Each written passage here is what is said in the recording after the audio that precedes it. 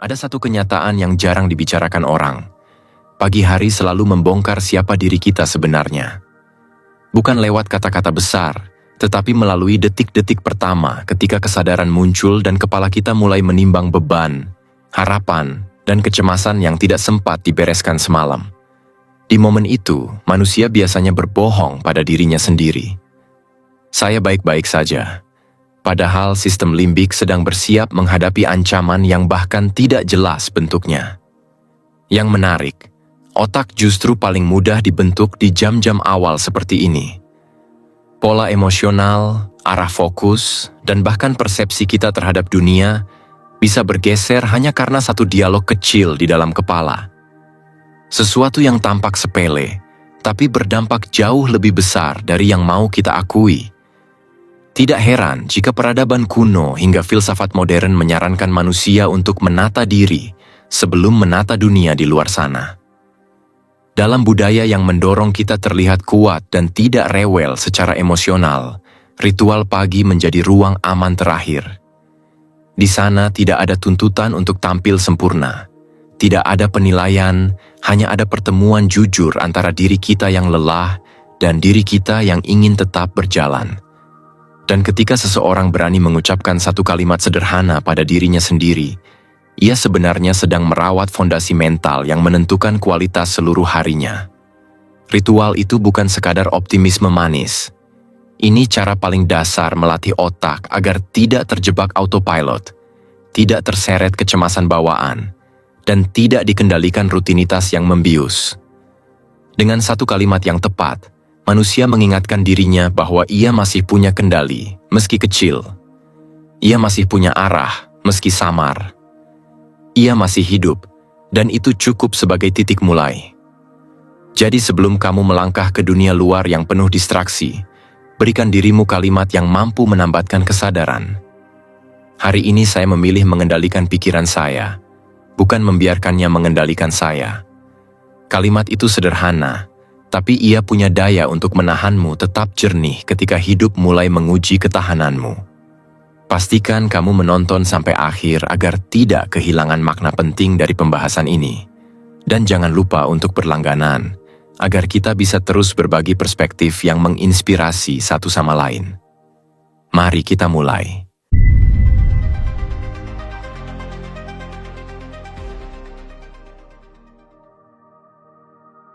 Poin 1. Saya bertanggung jawab atas bagaimana hari ini terasa. Kadang kamu bangun pagi dengan rasa yang kamu sendiri sulit jelaskan.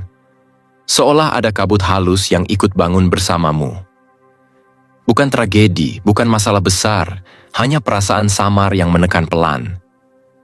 Dan di titik itu, pilihan paling mudah biasanya muncul begitu saja.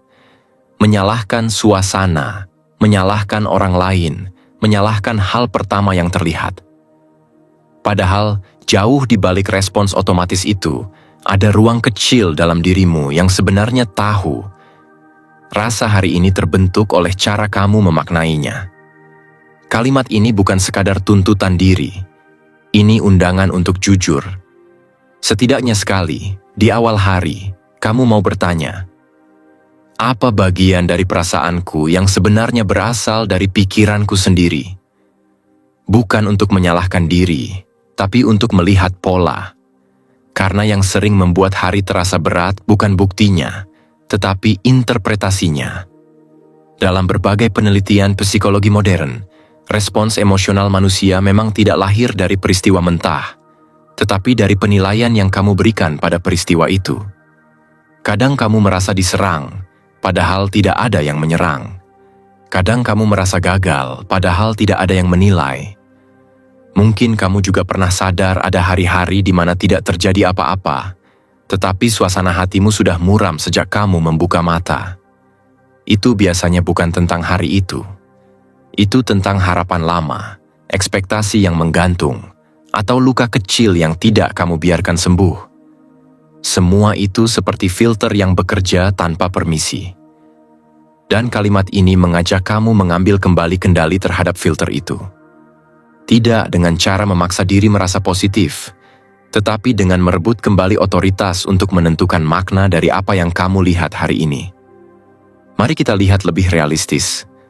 Ketika seseorang menolak bertanggung jawab atas emosinya, otaknya sebenarnya sedang menghemat energi. Menunjuk luar jauh lebih mudah daripada memeriksa dalam. Bahkan secara biologis, sistem limbik lebih cepat bereaksi terhadap ancaman eksternal, karena itu pola bertahan hidup yang paling tua. Tapi keputusan untuk terus mengikuti pola itu punya risiko. Kalau kamu selalu membiarkan keadaan menentukan rasa, pelan-pelan kamu kehilangan arah. Hidup bukan lagi perjalanan, tapi reaksi beruntun. Dan kamu tahu betapa melelahkannya itu. Coba ingat contoh kecil. Ketika ada rencana yang tidak berjalan, reaksi pertamamu apa? Kesal karena situasinya? Atau sadar bahwa rasa kesal itu muncul dari ekspektasi yang kamu pasang terlalu tinggi? Bedanya tipis, tapi dampaknya besar. Ketika kamu memilih kalimat ini di pagi hari, kamu sedang melakukan investigasi halus terhadap dirimu sendiri, mencoba memastikan apakah emosimu hari ini benar-benar tentang hari ini. Kalimat ini tidak menjanjikan semuanya jadi ringan, tapi ia menetapkan fondasi. Kamu bukan korban keadaan. Kamu pemegang kendali makna. Dan perlahan, hari pun mulai terasa seperti sesuatu yang bisa kamu arahkan, bukan sesuatu yang harus kamu takuti. Poin 2. Tidak ada yang dapat mengusik kedamaian saya tanpa izin saya. Coba kamu rasakan sejenak. Betapa mudahnya sesuatu yang kecil menyelinap masuk ke ruang batinmu. Komentar sepele, ekspresi seseorang yang kamu tangkap setengah jalan, atau bahkan kenangan yang tiba-tiba muncul tanpa permisi. Dan anehnya, kita sering memperlakukan itu seolah semuanya punya hak untuk menentukan kualitas hari kita. Padahal, kalau ditelusuri lebih dalam, tak satu pun dari itu bisa mengusikmu tanpa ada celah kecil yang terbuka dari dalam. Kamu mungkin pernah bertanya dalam hati, kenapa aku bisa langsung terganggu, padahal cuma kata-kata kecil? Pertanyaan itu sebenarnya penting, karena dari sana kamu bisa melihat fakta yang jarang dibicarakan. Pintu batin sering terbuka, bukan karena orang lain mengetuknya, tapi karena kita sendiri lupa menjaga kuncinya. Sistem limbik dalam otakmu, yang diciptakan untuk mendeteksi ancaman, bekerja dengan kecepatan yang tidak selalu relevan dengan dunia modern. Ia melihat ancaman di tempat yang sebenarnya hanya memerlukan sedikit klarifikasi. Oleh karena itu, gangguan kecil terasa lebih besar dari ukurannya. Ada data menarik.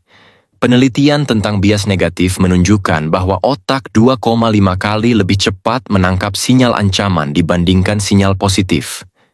Jadi, ketika seseorang memberikan komentar ambigu, otakmu secara otomatis menempelkan makna defensif agar kamu tetap waspada.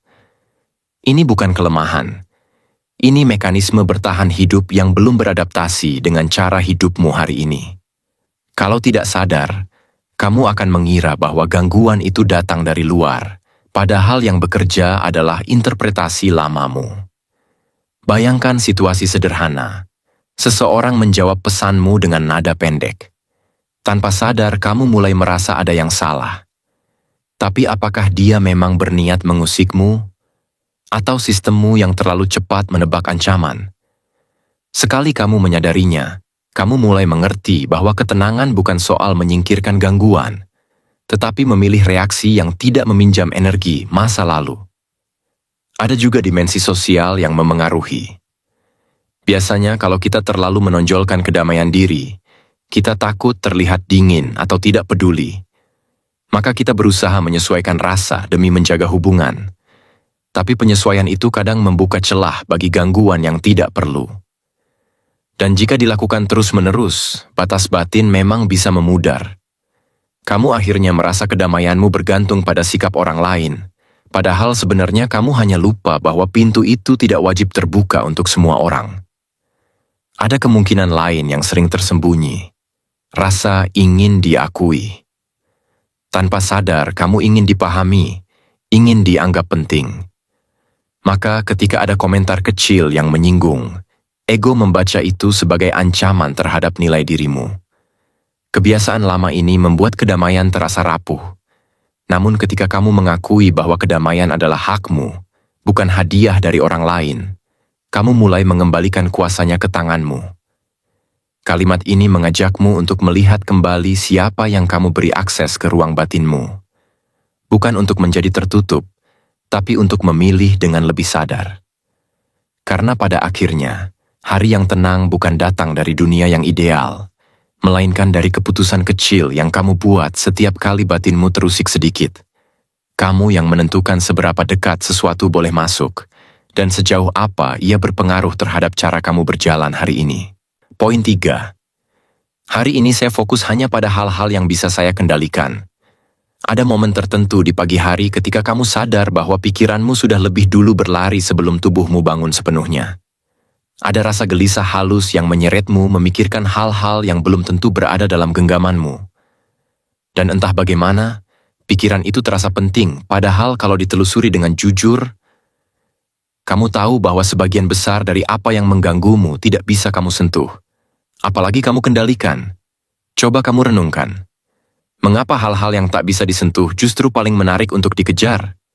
Kadang ada dorongan diam dalam diri untuk membuktikan sesuatu. Mungkin pada masa lalu yang masih menghantui, atau pada ego yang tidak suka terlihat tidak berdaya.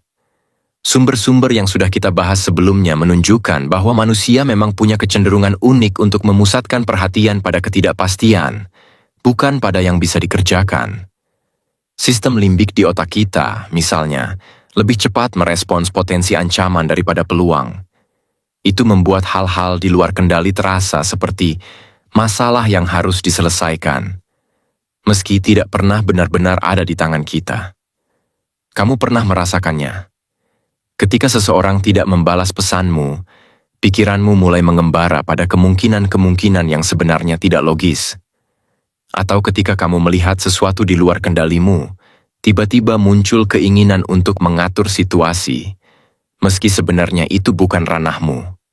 Kalau ditelusuri lebih jauh, kadang yang kamu kejar bukan situasinya, tapi rasa ingin dihargai, rasa ingin dianggap mampu, atau dorongan diam untuk menghindari pekerjaan batin yang sebenarnya lebih penting.